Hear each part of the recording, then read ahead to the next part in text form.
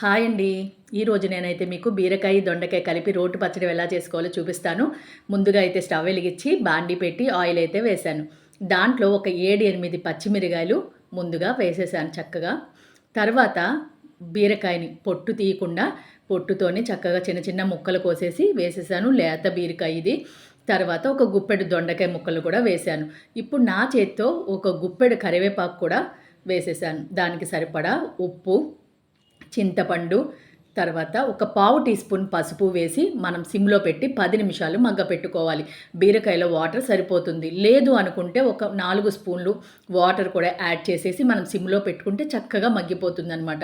తర్వాత ఈ మిశ్రమం చల్లారిన తర్వాత మనం రోట్లో గానీ, లేదా మిక్సీలో కానీ ఒక స్పూన్ జీలకర్ర, ఒక 5 వెల్లుల్లి రెబ్బలేసి మెత్తగా మిక్సీ పట్టుకొని మామూలుగా పోపు పెట్టుకుంటే ఈ పచ్చడి చట్నీలోకో గానీ, అన్నంలో గానీ సూపర్‌గా ఉంటుంది. ఒకసారి అందరూ కూడా ట్రై చేయండి.